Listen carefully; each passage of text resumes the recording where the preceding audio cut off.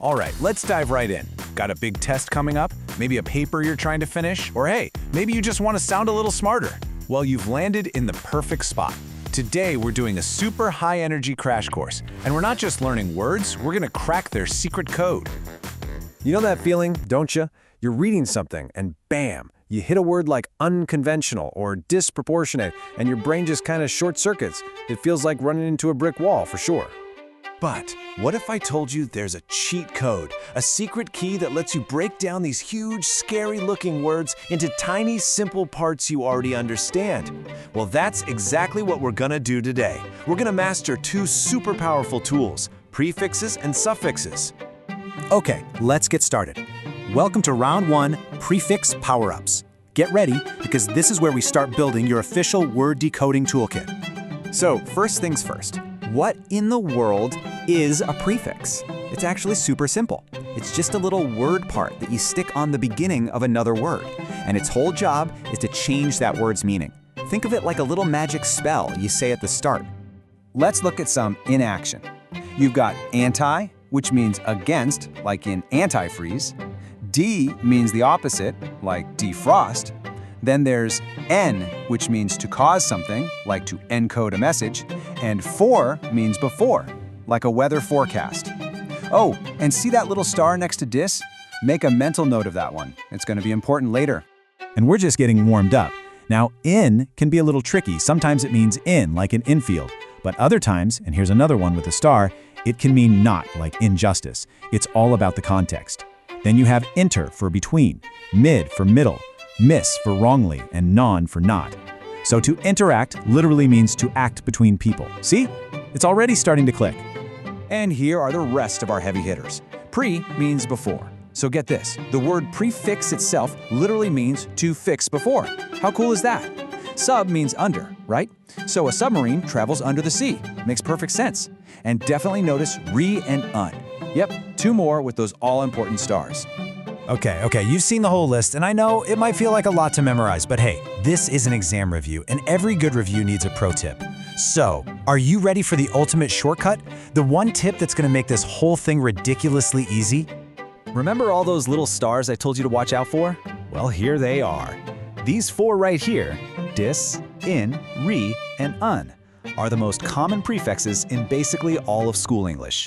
These are the VIPs, the heavyweights, your most valuable prefixes. Now look at this. This chart is everything. It's the whole game. A staggering 97% of all the prefix words you're ever going to see use one of just those four. So what's the big takeaway? If you can just master the different ways to say not, that's dis, in, and un, and the way to say again, which is re, you've pretty much cracked the entire prefix system. Talk about working smarter, not harder. But hold on, we're not done yet. Every word has a beginning and an end. So let's power up for round 2. It's time for suffix superchargers. So, if a prefix goes at the beginning, you probably guessed it.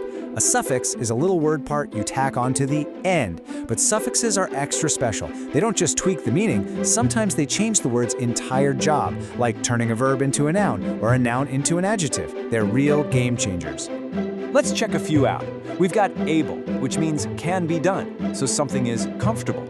And notice how can do two different things. It can be a comparative, like hire, or it can mean one who does something, like a worker. And once again, keep your eye on that star next to ed. Let's keep it rolling. Full just means full of. So if you're careful, you're full of care. Simple. An ion is an awesome one. It takes a verb, like attract, and turns it into a noun, attraction, which is the act of attracting. See? You're not just memorizing words, you're actually learning how the language works. And to finish off our list, less means without, like being fearless. Meant is all about an action or process, like enjoyment. And ness describes a state of being, like kindness. These little endings pack a huge punch. And yep, you see them, our last two starred suffixes, li and s. You know exactly what's coming next, don't you? Just like we had a pro tip for prefixes, we have one for suffixes too. The four most common ones, the ones you absolutely positively have to know for any test, are ed, ing, ly, and s. And boom, this chart shows the exact same mind-blowing story. These four little suffixes account for 97% of all the suffix words you'll see in school. We're talking past tense, present tense, adverbs, and plurals. If you master these four, you've basically mastered the suffix game. It's that simple. Okay, you've powered up your prefixes, you've supercharged your suffixes, you have the cheat codes. Now, it's time for the final challenge, the boss battle, if you will. Let's put all these pieces together and actually build some words from scratch. Let's take a simple base word, friend. Now let's add a suffix. We'll add "ly," which means characteristic of. Now we have friendly. And for the finishing move, let's add one of our super prefixes, "un," which means not. Put it all together and you get unfriendly. See? You didn't just read the word, you built it. Let's do one more, just to really lock it in. Our base word is act. First, let's add a prefix, inter, which means between. That gives us interact. Now, to finish it off, let's add our suffix, ion, which means the act of. And what do we get? Interaction, the act of interacting. It's seriously like playing with Legos, but for language. So if you only remember one thing from our little study session today, please let it be this. This is the golden rule. Just 8 tiny word parts, 4 prefixes, and 4 suffixes unlock 97% of all the complex words you're ever going to need to know. Look, you came here for a quick review, but you're leaving with a key. You're leaving with a secret code to understand the world around you in a totally new way. So the final question isn't about what's going to be on the test. The real question is, now that you have the code, what words are you going to unlock next? Go find out.